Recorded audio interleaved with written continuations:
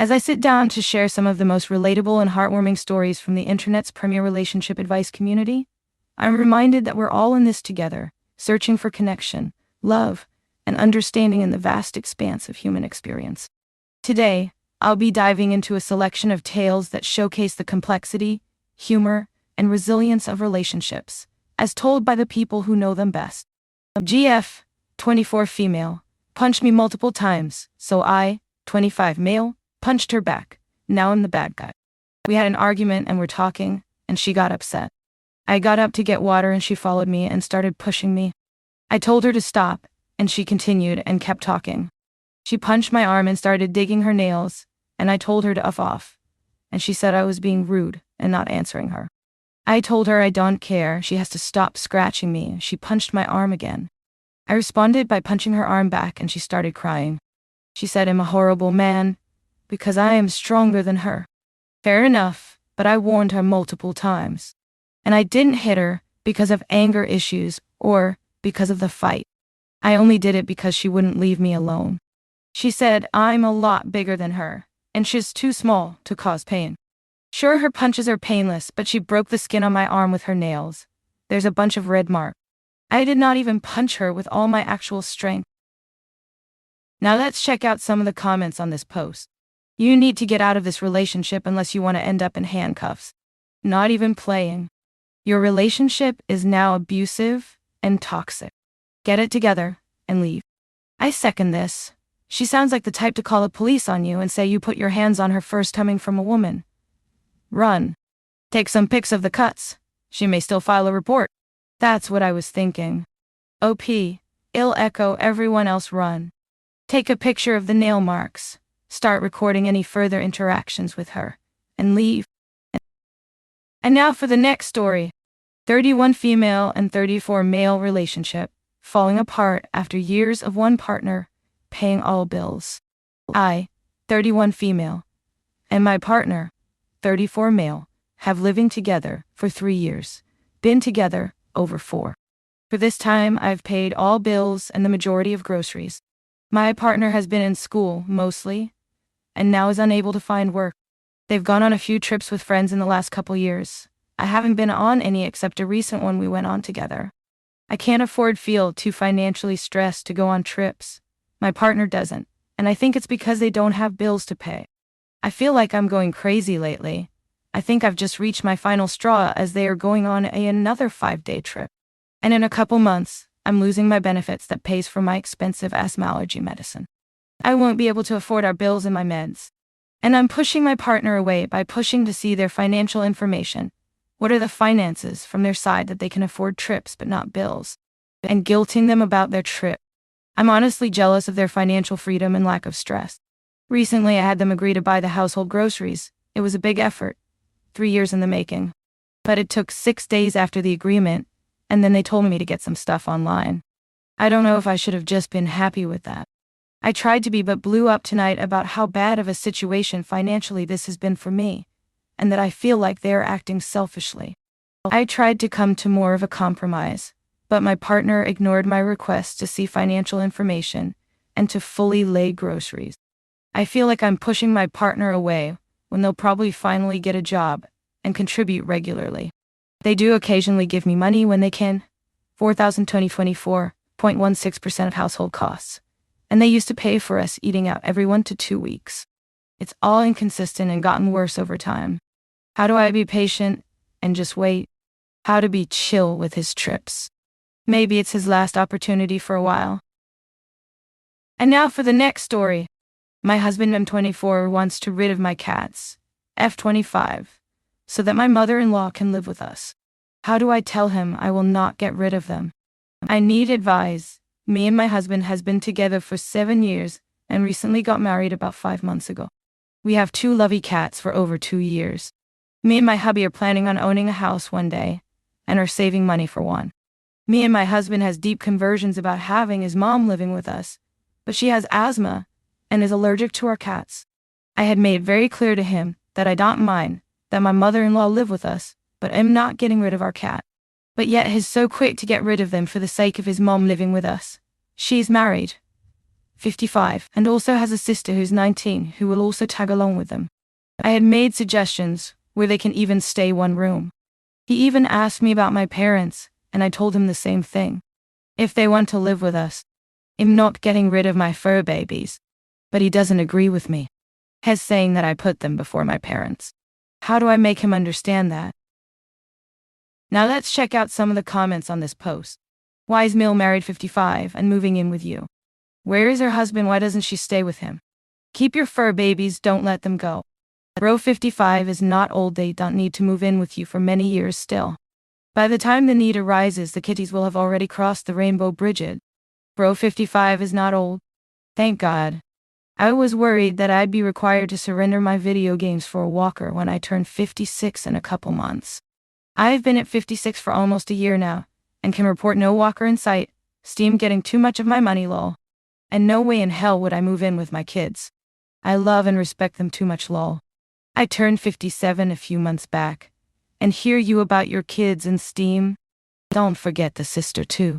This is insane. Who is going to be financially responsible for all these people? What about when they want to have kids? Was this discussed before they married? From reading your previous post, you have allowed your husband to dictate so many things along the way. You weren't even allowed to include your heritage in your wedding. You saw the red flags before. Why did you marry him? If you're going to build a house big enough for them to move in with you, then just build a tiny house, the end of the backyard for them. And sister needs to go to college and get her own life. That isn't sufficient for him, you need to let him go. He literally told her that her culture was sinful, and she still married him. She wanted a ring that bad. Pathetic. No man is worth it. I love being single right now. I legitimately can't be bothered. It feels so good to stop worrying about being alone. And now for the next story.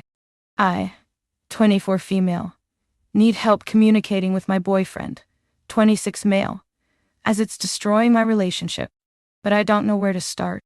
Okay, so my boyfriend and I have been together for around 6 months. I moved in with him at the start of last month, and since then things have gone downhill.